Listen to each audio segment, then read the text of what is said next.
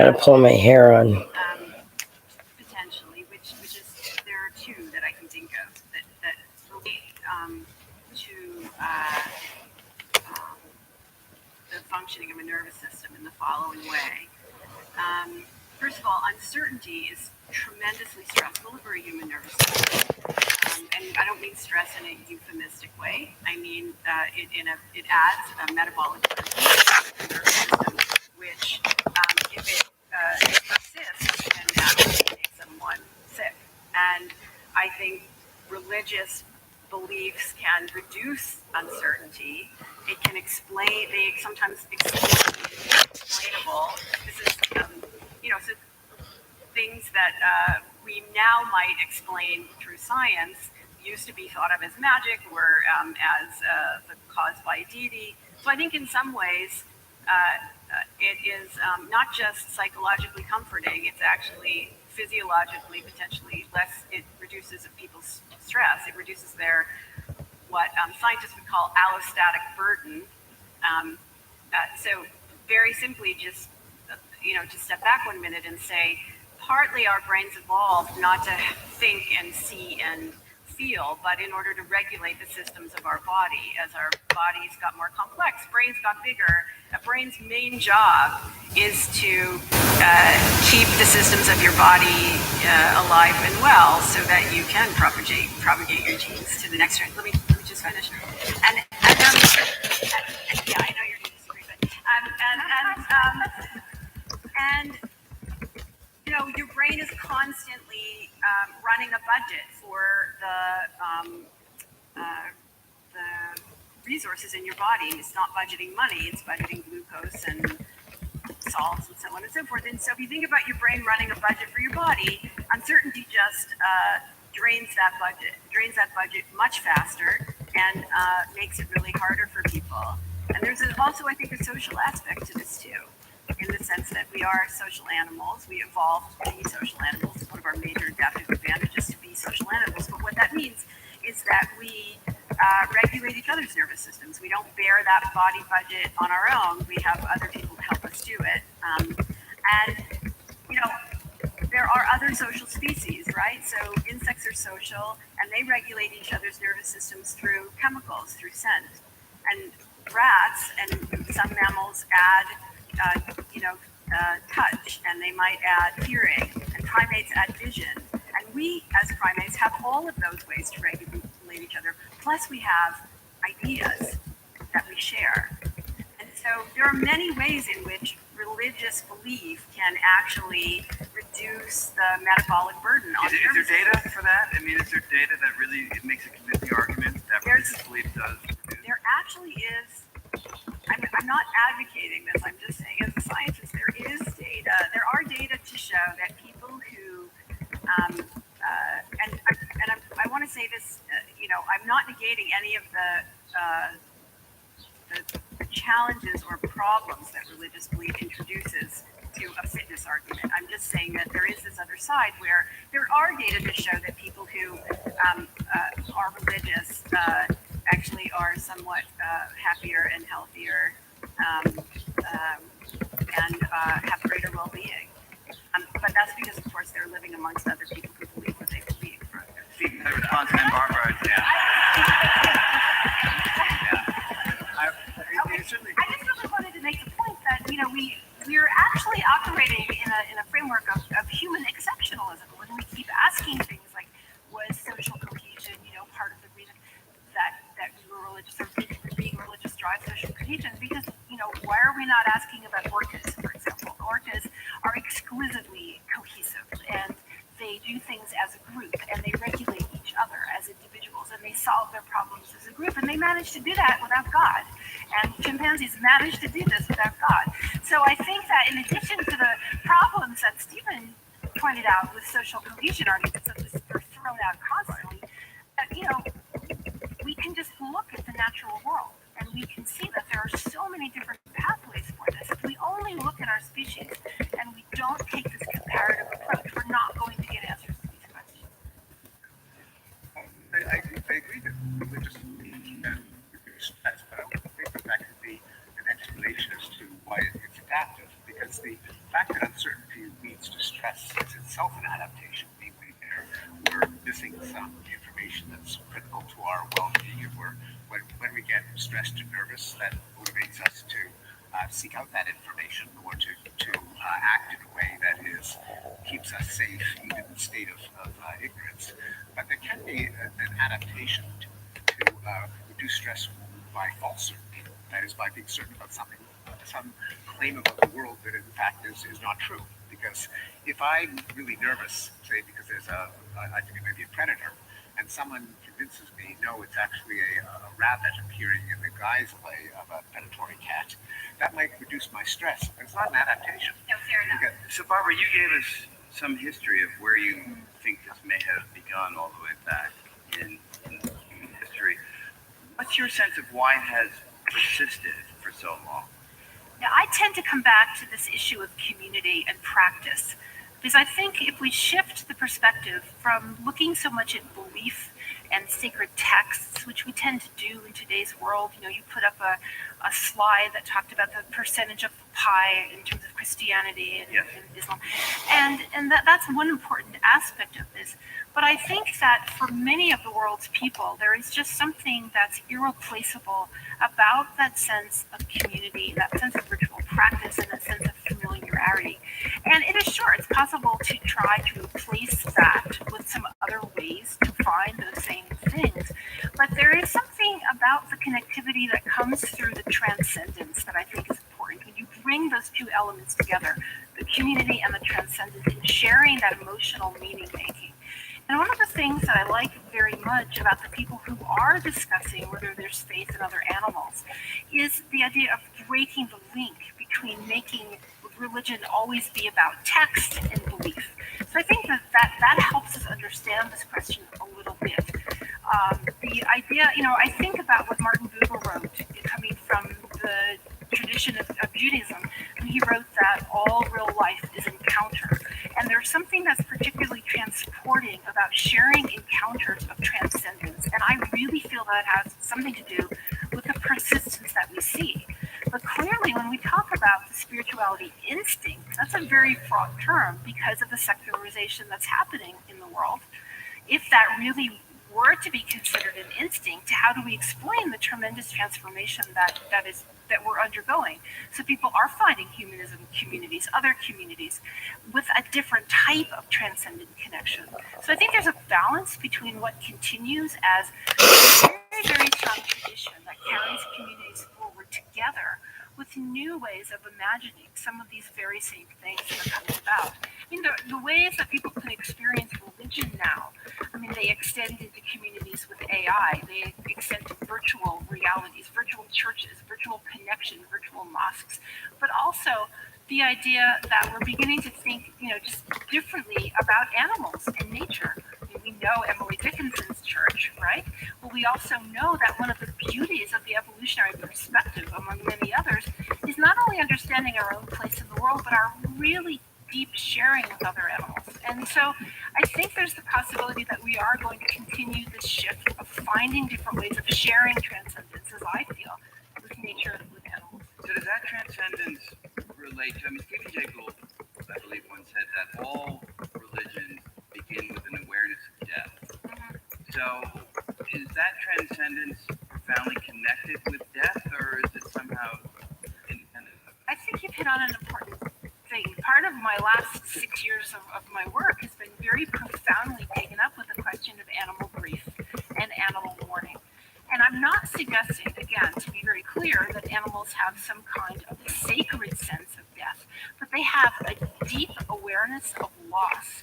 So that we find over and over again, not just... Can you give an example? I can give loads of examples. But for example, with elephants, we know that the entire community responds if a matriarch dies. There was one particular example in Africa, a particular community of scientists who followed for 7 days a parade of mourners who came to this particular matriarch who had died. Her name was Eleanor. And not only her family, but matriarchs of other families. Some stood vigil over the body, some rocked over the body, others showed distress. So my definition of animal grief involves some kind of symptom of distress, social withdrawal, failure to eat, failure to sleep, some vocalizations. But it's not only the what I call the usual suspects, the big-brained mammals like chimpanzees, cetaceans, and elephants, where we see this. My research is showing that we find it in animals as different as collared peccaries in Arizona, chickens, all sorts of domestic animals, the animals that we live with.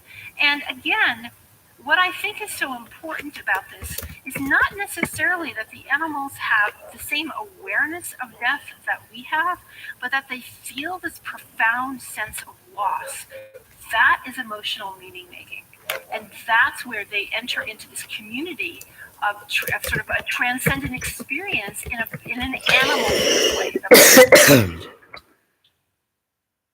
Steve, let me ask you. So, transcendent experience community is one powerful way of thinking about what religion provides. On the other side of the discussion, you've got people like Dan Dennett, you've got people like Pascal Boyer and various others, whose explanation tends more toward a mechanism. The spreading of ideas, the spreading of memes. An idea jumps from brain to brain to brain, and it naturally tickles certain receptors that we are naturally attuned to, and therefore certain ideas have a tendency to stick and spread, among them being the very ideas that constitute religious belief. Is that an approach that you think gives us insight, or is that not a useful way of thinking about it? Because what puzzles us when we try to explain the prevalence of religious belief is not so much why people dead feel a sense of loss, feel that it profoundly affects their lives, because it does profoundly affect their lives. It ought to. If you didn't mourn someone when they were dead, when they died, how could you have loved them when they were alive? So that is, in a sense, an easier set of reactions to explain. What puzzles about religious belief in the Trinity and in hell and in 72 virgins and all of the other contentful beliefs well beyond a sense of awe at the immensity of the cosmos or loss of the sense of death. And that's where Pascal Boyer and Dan Sperber and others step into why we're vulnerable to emotional reactions to the events that happen. And there, I should actually credit Pascal Boyer for linking the idea that we are mentalizing creatures, we're apt to attribute minds to others, as one of the core explanations for why we are subject to religious beliefs, or religious spiritualist beliefs. Right. So, Lisa, what's your view on sort of these two sort of poles? The need for community transcendent experience, and perhaps something that just speaks to the way in which certain ideas naturally stick inside a brain that evolved to perform certain tasks and survive. Well,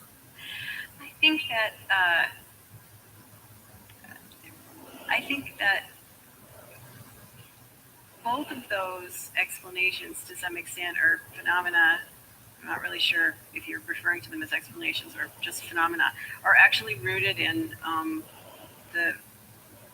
our sociality as a species. So I think,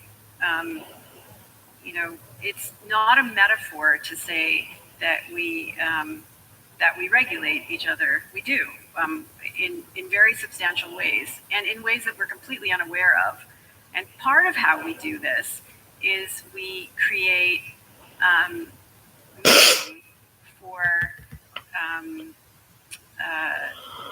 meaning meaning that is shared, and realities that emerge only by virtue of collective agreement. So what I mean by that is, so we're talking here, for example, about grief, and that animals, non-human animals, feel grief, and so on. Non-human animals feel loss, for sure. I think there's no question that that's the case, and they suffer. I think there's no question that that's the case. But research on emotion suggests pretty clearly that there is no inherent emotional meaning in any set of physical signals that occur from your body.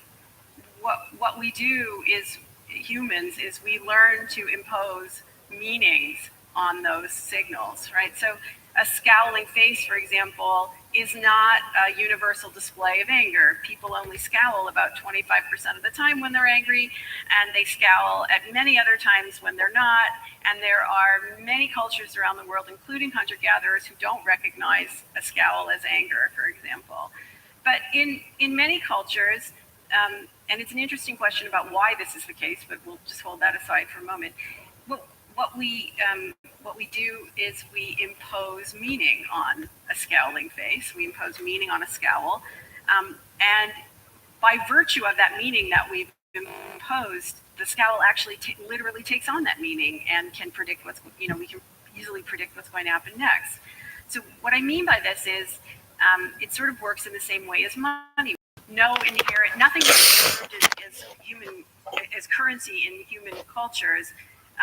So by virtue of its physical nature alone, what happens is a group of humans impose a meaning on pieces of paper or little rocks or salt or barley or big rocks in the ocean that can't be moved or mortgages or any number of things. And all of a sudden those things literally take on value.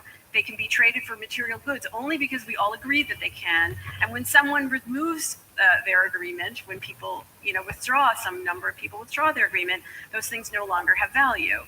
Well, emotions are kind of built in the same way.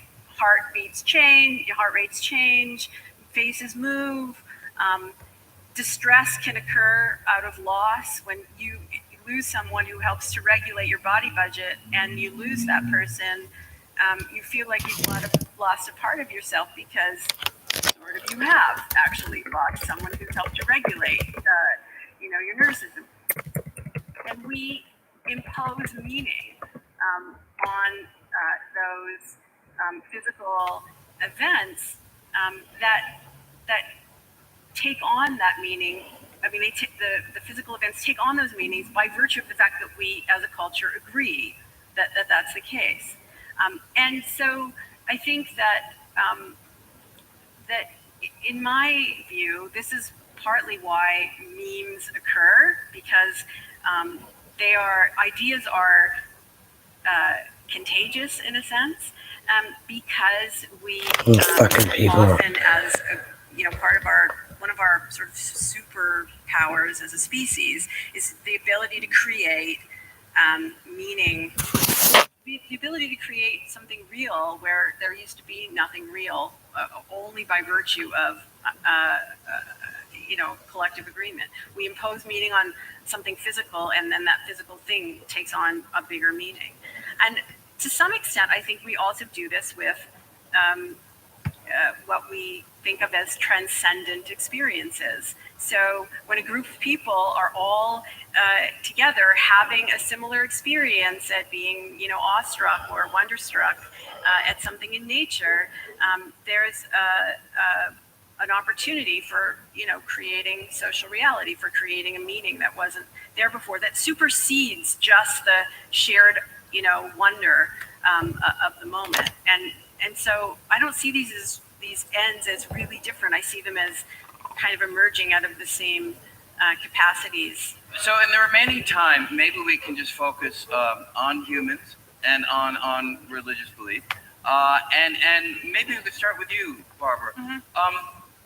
There's been a view that's been around for a long time, that as science progresses, it kind of pushes out the need for religion in terms of its explanatory capacities and so forth. And that would suggest that over time, that the role of religion would decrease. Do you imagine that is the pattern that will play out, or is that a completely wrong and oblique way of thinking about the role of religion and therefore what its future will be? Yeah, it's interesting. I feel two things at the same time. I do think that the increasing tendency towards humanism and secularization is a very welcome thing. I mean, I did say that I am here as speaking as an atheist, as a person who is a non-believer. We certainly want to be able to think clearly about science and about the forces that act in this world. And we know, all of us know, that religion is not always helpful in that particular way.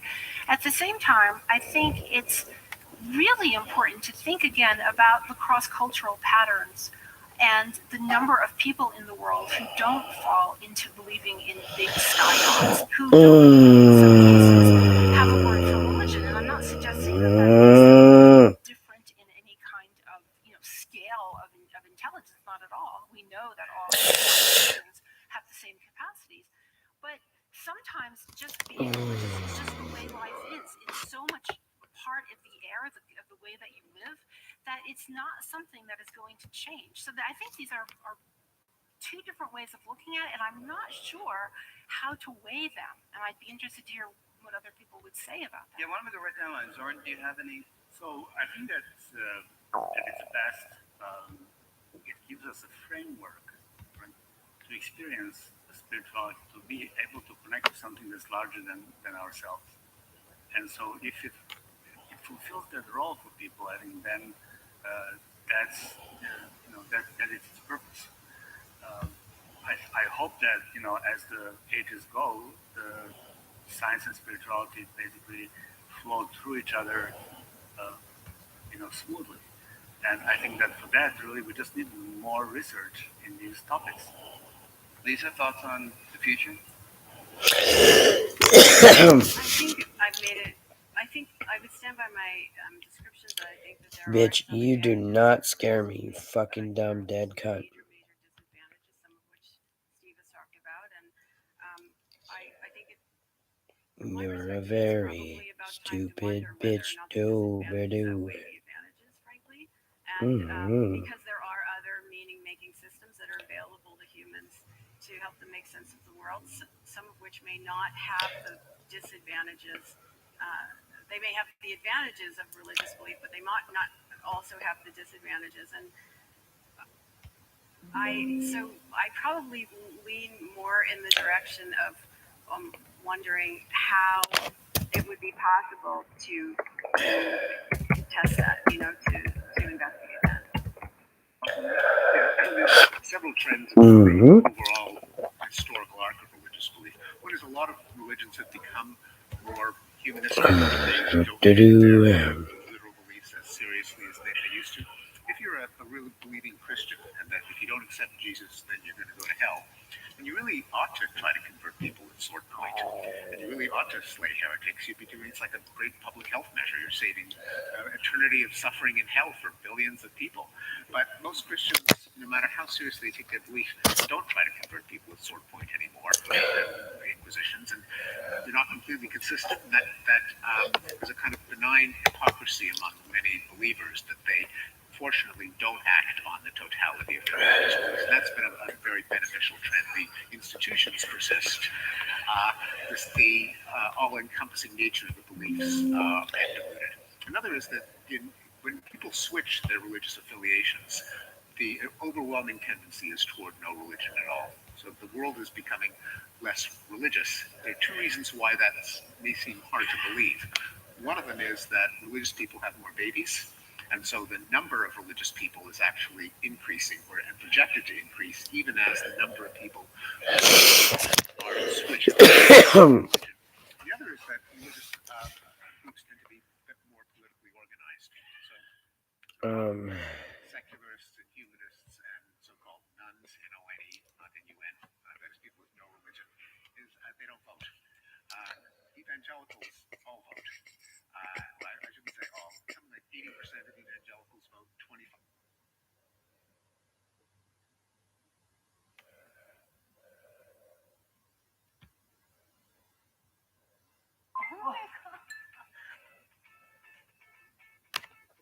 HR device. Hi, and welcome to Laura View and Tarot 2. I wanted to look at something tonight that's in the news and was very well covered by my hero, Tarot by Janine. she did a video today talking about the videos that are on Charlie Ward's new website that talk about 70 events that are going to occur in 2022. And will they occur? Who knows? But apparently, by knowing about them, discussing them, and sending positive thoughts about. Hey, good morning, good afternoon, good evening, wherever you are, Inspire Tribe. It's John Nolan here. Thank you for joining us for a little bit of an impromptu live stream. We just wanted to come on and discuss that, the question that so many of you had over the past 24 hours or so. So, but I want to catch everyone up here on YouTube and Rumble. By the way, we're simultaneously streaming. This live stream is going to be available in full on both platforms. However, we're moving our live streams over to Rumble, so I would encourage you to use the link in the description here in the live chat.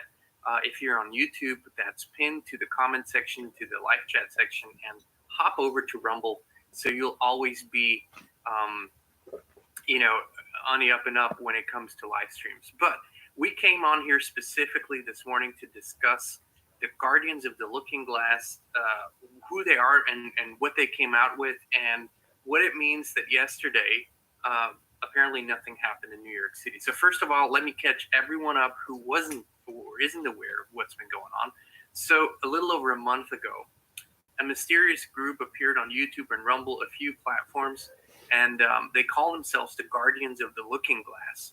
And they claim that they are former military and intelligence officials, and they put out videos, just screen, text scrolling, and voiceover.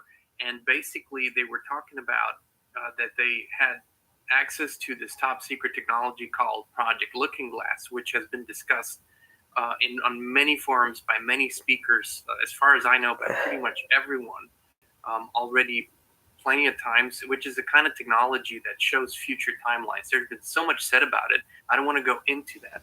But they came out with specific predictions or projections into two future timelines. They said a negative and a positive timeline. And the negative timeline would include 70 events up until 2030 that, according to them, needed to be stopped for the positive timeline to occur for humanity. Now, the thing with this is, and we want to say something very clearly, we're not affiliated, associated with the Guardians of the Looking Glass. We don't know if they're legit or if they're a hoax.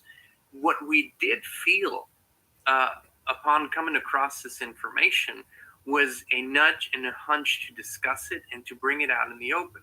And this is, I think, for a specific reason. When something like this happens and a new group comes out and they put out these videos, there's always people jumping on it and basically just amplifying what's there without really discussing it. So what happened is I came across this article by a filmmaker called Frank Jacob. He really blew the lid open on the whole Guardians of the Looking Glass thing. And he was discussing what they were talking about in the videos.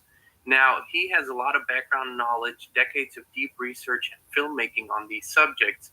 So he was a wealth of information. So we had him on for 2 interviews.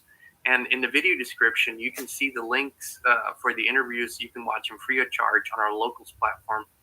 And 2 very in-depth interviews about the technology, about the history of the technology, about everything that's been said about it, and about the possibility that what the Guardians of the Looking Glass are saying might or might not be true.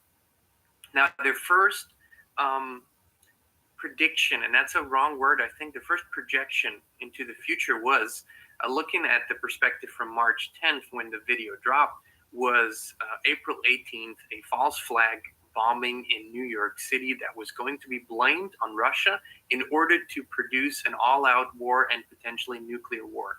So putting this out is, it's a big statement. And in combination with the other 2 videos that the Guardians of the Looking Glass, we just felt it was necessary to discuss it. And that's what we did.